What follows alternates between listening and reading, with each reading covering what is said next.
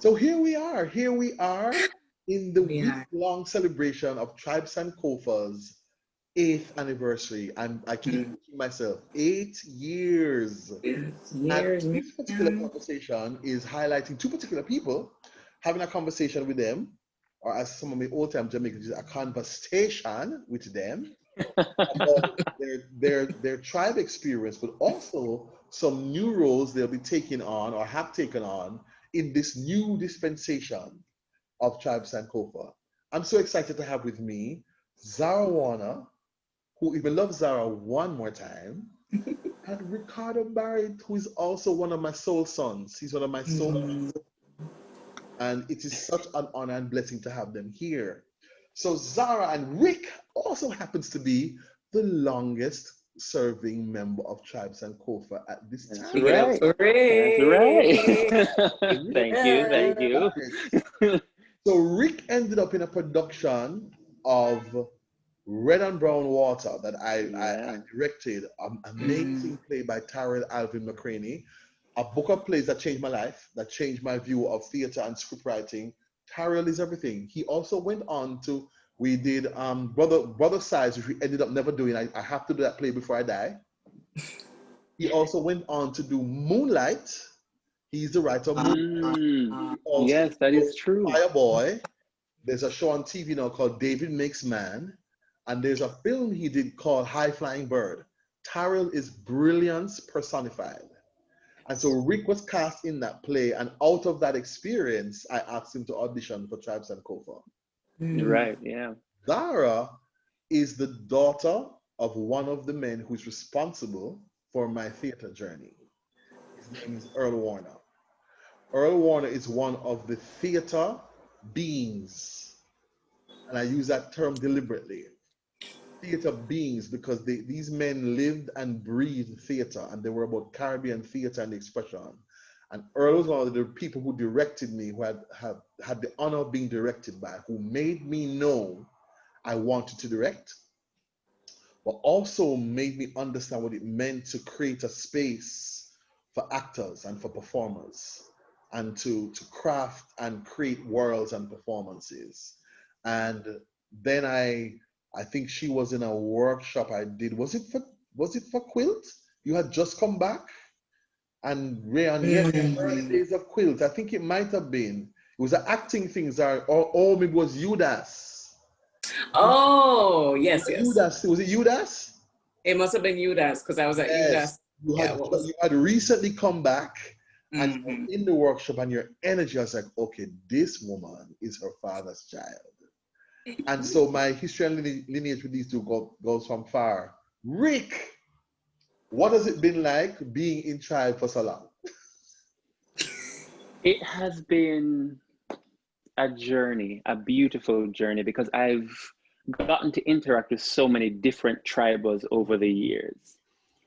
When I joined, I was beside people like Shanice, you know what I mean? And Mm, getting to perform with them and seeing their own process. I mean, after In the Red and Brown Water, almost everybody every night was sitting in their corner mm, weeping mm, because they tapped into something pure. They yeah. were no longer trying to say lines for a character, they had become the character. And interactions like that influenced my own journey, influenced my own love for tribe. And so, having gone through the years, and I mean, even after leaving, and I said it in my brief statement for the 8th anniversary, I did Word Soul, and then immediately after finishing the show, 2.5 hours later, I was on a plane to New Yeah. York, Yes. and Wow. I left, and then I told you, Fabian, I was just like, I don't care that I'm leaving, I'm still a Mhm. tribal. And so said, so done. A year later, you were calling me and saying, "What are you doing? You want to go to Barbados for Yes. Let's go." Yes. And I said, I will be there. And it's been this fantastic journey of different artists, different knowledge and learning, and different feelings of looking inward, of Mm, learning more about me, not just me as the artist, but me as the person. Mm. getting to connect with these beautiful people, these amazing artists, and learning from them, being inspired by them and inspiring them in turn. It's been fantastic. I never thought that while getting in the red and brown water, that I would be now here in 2020 saying, I'm still here, and I love it. Fabian, you're muted. Yeah, because my neighborhood bikers were driving by. Gotcha. I auditioned you at the pantry, right? While the show was still going on. So we did 3 shows, and I auditioned you outside at the pantry. Yeah. Yeah. We did 3 shows, and then I got a text from you saying, are you interested in joining the tribe? Because I feel like you'd be a good addition. Come in on Saturday with a monologue and maybe a little movement, and let's see what happens. It was me and Chris Wolf, yeah. Yes. Yeah. Zahra. Yes, my love. And so Zahra was a special guest. Yep. Those are my art. Yes. So how has it been for you? So from special guesting to being invited to be a member of the tribe and to this point? Well, you know, it's a bit of a full circle journey, it feels like. So, as you said, we started meeting up as I was in the midst of my really kind of young artistic development. I was probably like maybe 21 or so. And I had really started to just explore the performance side, the acting side, I should say, of my performance. Because I don't know if you know, but because of Daddy's legacy and everything, I kind of avoided the whole, you know, let's act, let's be a theater practitioner, let's be a thespian thing. I avoided it like the plague intentionally until at least late high school. So I was really still fresh on the scene when I was going through UA. I went to St. Augustine and I came home for a period and was in UDAS. And, you know, just really stretching those wings and getting comfortable with this space. And you were one of those people I associated with this space, you know, those people who are just always around holding up the beams. There are people like that. And so when I came home after grad school now is when we reconnected. And I had been in the process of, because I was now embracing this side of myself, I'd been researching about Daddy and found this article that you wrote. Do not want to misplace or misquote the date, but I know that I would have been very young and I don't even know if my brother was around yet. Right. So this was, you know, this was early 90s. Yes. And I remember saying to myself, oh, this is the best article about him I've ever read, you know, and I've been trying to comb the archives all this time now. Your mom said that to me recently too. When we did the season, she said, after she called me and just wanted to congratulate and celebrate, she said, I also want to add that article you wrote on Earl is the best and most solid piece of writing on him. And that was a full circle honor for me. Exactly. The Ferguson's magazine, he had this wonderful tabloid size magazine, and I wrote, and I was, so when she, and you said, and I was like, I felt really good because Earl was larger than life. And it's somebody every Caribbean thespian should know. Raul Gibbon, Earl Warner, Eugene Williams, Errol Hill, those people.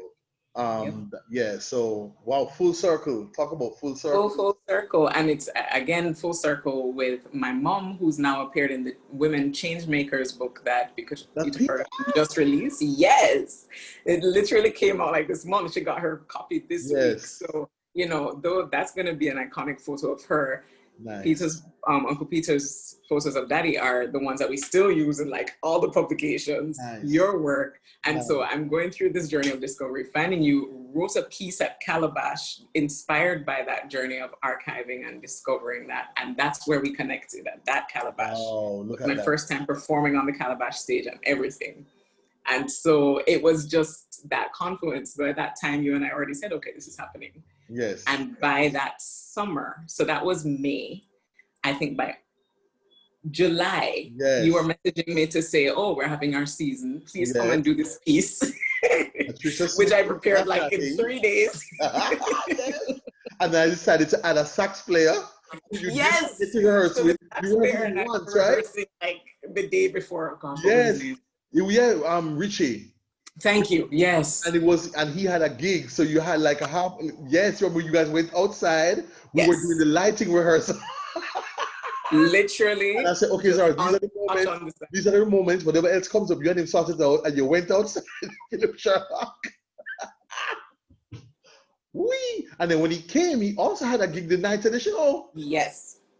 Yeah, Yes. yeah. So, yeah, bolt off. It was a whirlwind experience, but it was my introduction to tribe, and that full circle thing again. I walked into the space. This was my first rehearsal with you guys, and I just felt this warmth and this energy in the space. Everybody was just gorgeous. I always remember that everybody just looked so beautiful to me. I was like, oh my gosh, look at all this gorgeous dark skin and this natural hair, and everybody's just working it. You know what I mean?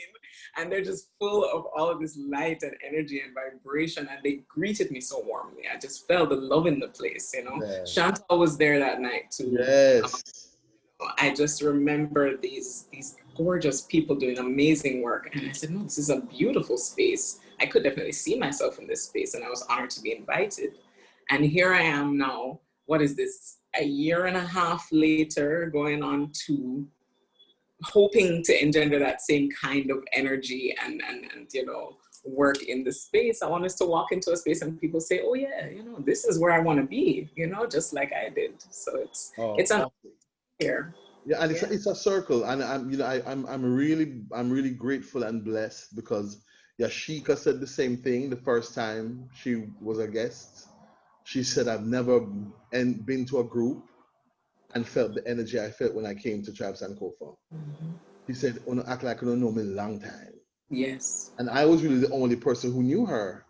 And she Mm-hmm. said it was the energy, the warmth, the welcome. She said, wow. And that for me is really powerful and very important because that's kind of who we are. And I was saying to someone today, Michael Holgate says to me repeatedly, he says, I'm so glad that you have and continue to manifest Tribes and Kofa because he said there is no artistic space or group that does what Tribe does.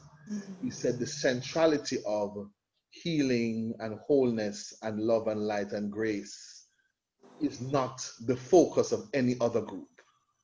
He said, yeah, we do a little prayer and we circle. He said, with Tribe, it's part of your method, it's your ethos, it's who you are. And he said, there are so many young artists and even not so young who need a Tribe space. And that for me is really important because as I said to the Tribe all the time, it's not about just when we're on stage, how you're living otherwise. What's your life? What's your dreams, your goals? How you're showing up when you're not on stage? What's your liberty? So I'm going to start with that connects to our role I asked Zahra to assume. And one of my favorite things about you, Zahra, is your integrity. You will always say, if you can't say yes right now, you say, give me a week, give me a month, because I know there's some things on my horizon. Let me sort them out. And so you said off the bat, I'd love to do it, but I do not want to tell you yes and then dishonor that yes. So you said, give me a week or two. Let me sort out my life and then we talk again. And then you came back and said yes.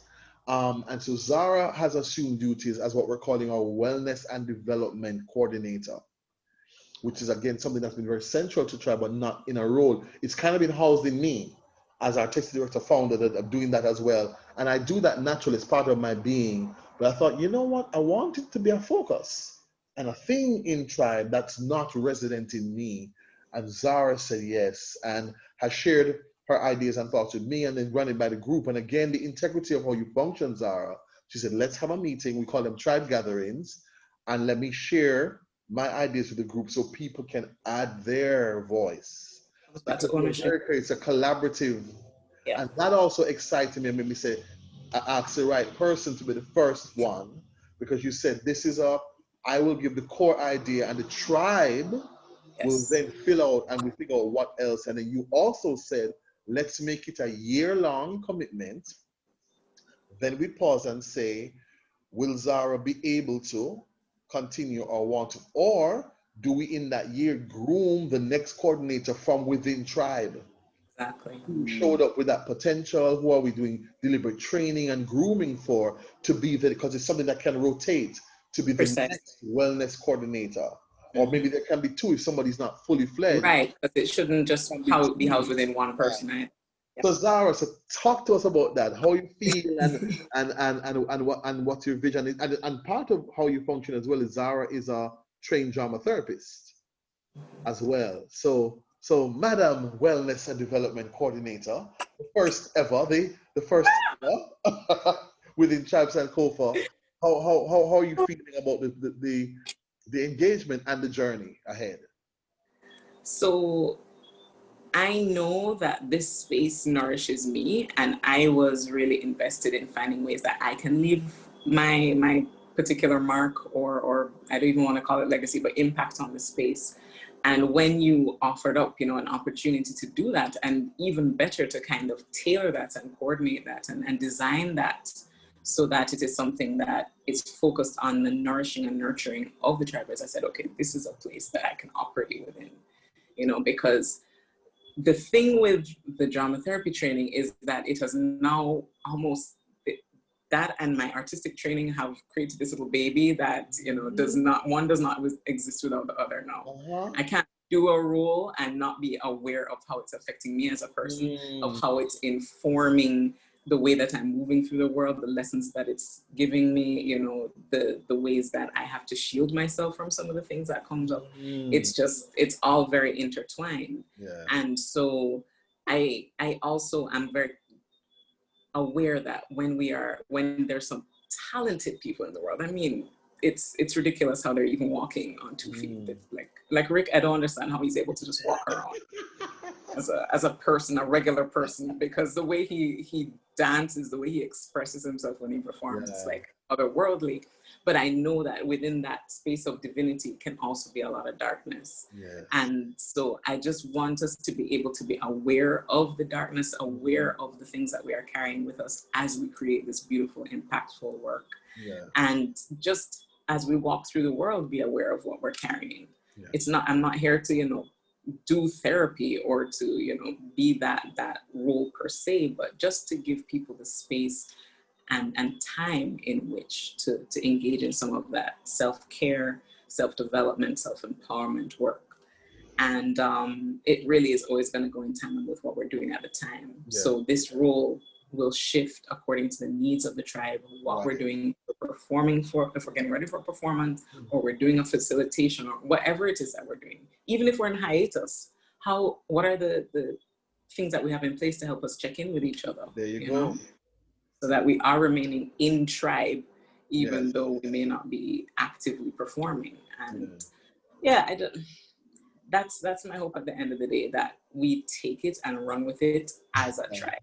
So I don't want it to feel like it's housed within me. Right. Yes, I introduced the idea of advocates, that there are other people within the space who say, okay, I feel like I take this on. Right.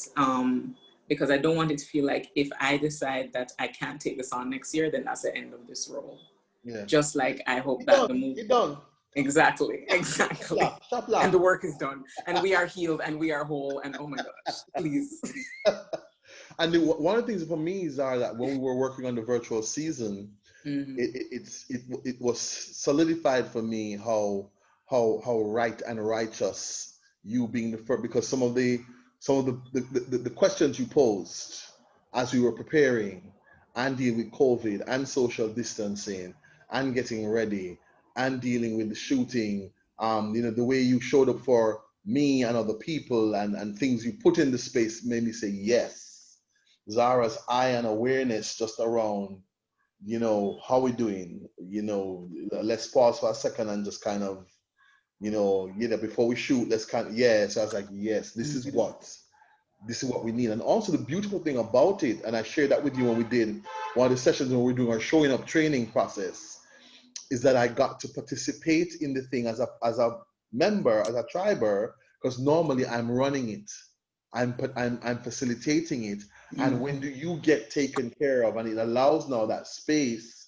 And then we can also, some things I can lead on, so you can participate, and the advocates can juggle it. So it's not resting on any one person. So I'm really excited. Thank you for saying yes.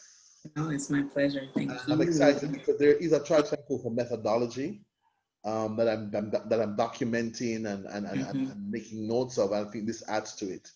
And then Rick, so this idea jumped into my head. What year did you come back from New York when you did the class for us on Morosco Road? 2016. 2016. So Rick came back for a quick pass through, and I say, "Have we do something with Tribe?" And he said, "Yeah, man, definitely." So he did a movement class and introduced them to Graham movement because you were with Martha Graham then.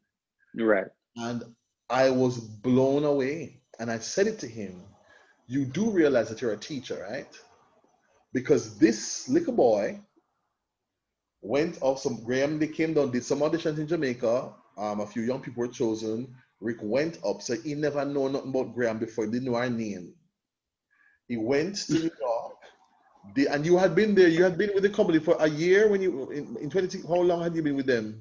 No, when I came back to teach Tribe, I've only been there for 5 months. 5 months. 6, yeah, 5, 6 months.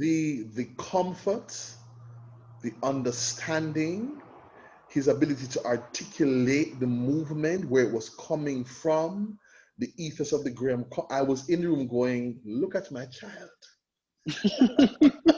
And I said to him, "You realize that you're an amazing performer." And Rick is a triple threat because Rick acts, he sings, and so dancing is his main skill. I said, "But you are a teacher." And so from then it was like, movement. And so 4 years later, I said to him, "I'm firing." I said, because COVID has opened up all these possibilities. So Rick, make we talk about you being movement director.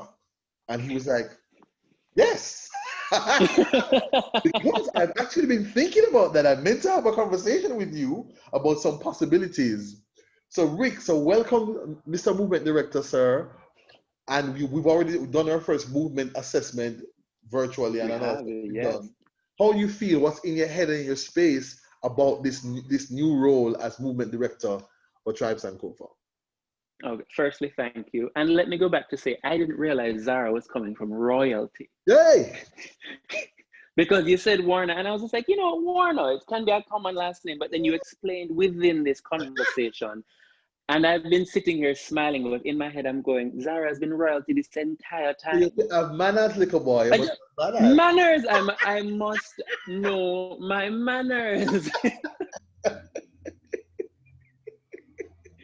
But yes, no, I've been very excited to do this because honestly, when you brought it to me, I had already been thinking about bringing something very similar to you about this, because a big part of Tribe is also movement. It's not just dance, but it's movement. Everything that we do, even how we open the space, we walk out as a tribe, we move out, we bring the energy that we want for the show within the space as we enter.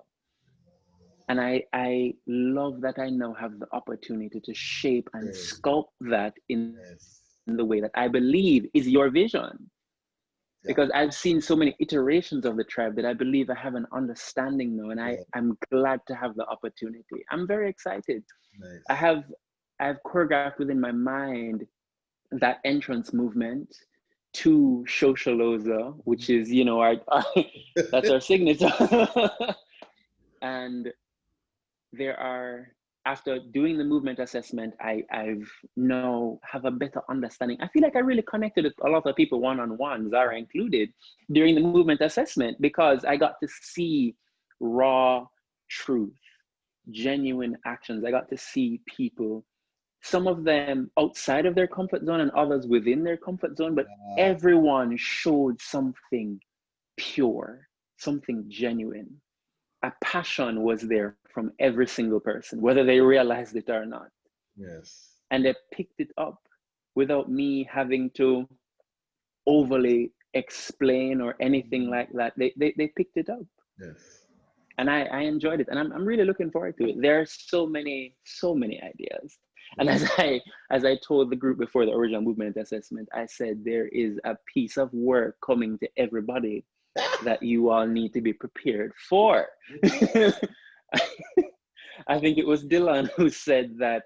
He said, I need to do this movement assessment regularly so I can get in shape. I said, don't you worry. There's going to be some choreography coming. That's going to keep everybody in shape. That will not be an issue. As you mentioned, sir, I'm coming from Tony Wilson. I was with Martha Graham. So physicality within movement is something that I have been trained for. Yes. Quite so. Yeah, so I'm excited, I'm humbled, and I'm looking forward to it. It's already going well. I'm really, and then, you know, Jamal McKnight, when Jamal was in the group, and Jamal was our musical director, and Jamal is another one, just a beautiful soul and immensely talented. And so even though he's not in Tribe Sankofa, he's going to be our vocal coach and musical director. And because Jamal, God, Spirit, Holy Trinity, ancestors, everybody showed up in the summer season. Jamal transformed the sound of Tribe Sankofa. Genius. That summer show, nobody had heard of song. No, it started from Tribe Team.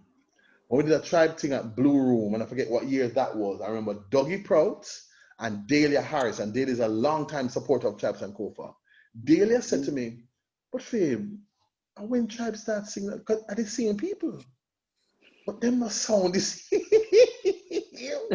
that's the first time me Lego Jamal on the musical arrangement, and we had Hanif before in the early stages, and Hanif had started to craft the sound, and then Hanif, and there was nobody left, and there was nobody for a while, and that Tribe Team was Jamal's first.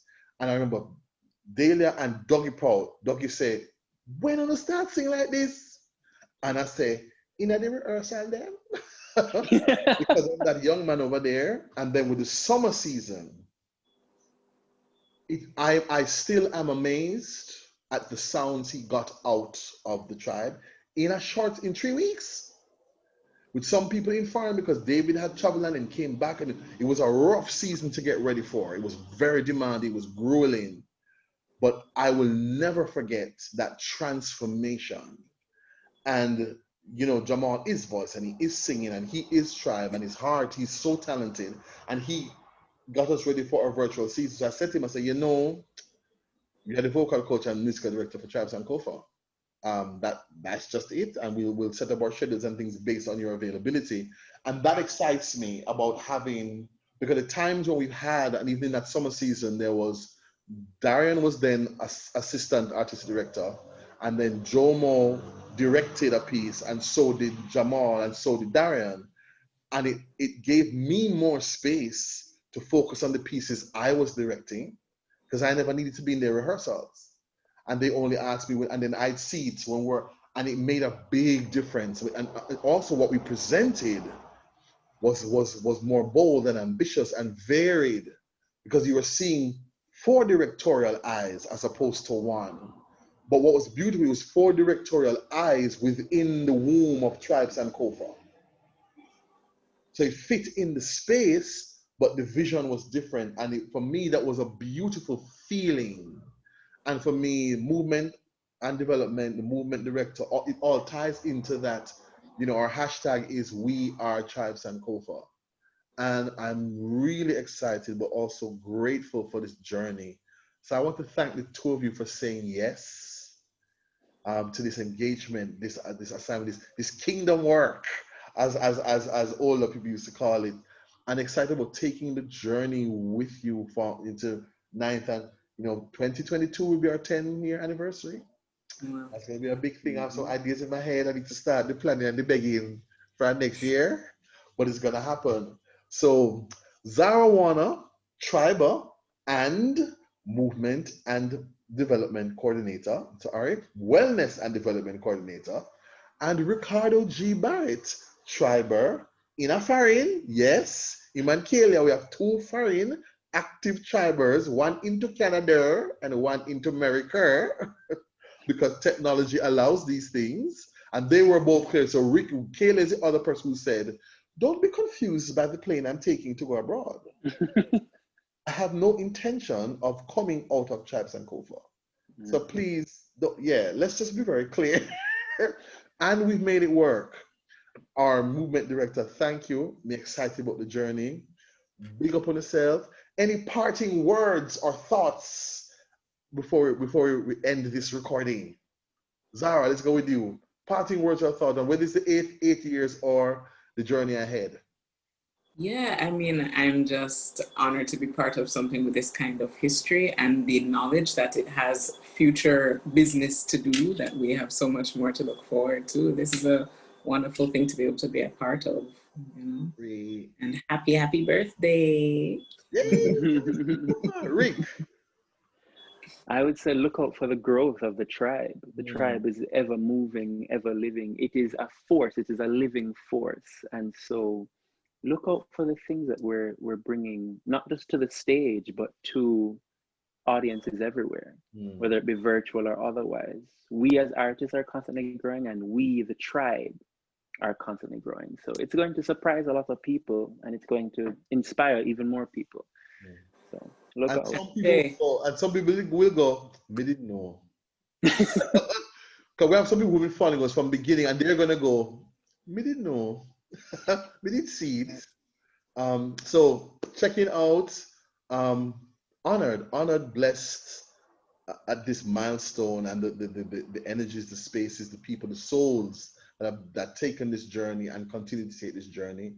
We are Tribe Sankofa, and this was my little chat with my wellness and development coordinator and my movement director, Zahra Warner and Ricardo Barrett. Love you both. Love you, love you, love you. Blessings, love, and light. Love Happy you. birthday to Tribe Sankofa, to the Ola Happy Week. birthday, tribe. Blessings, blessings, blessings. Bye.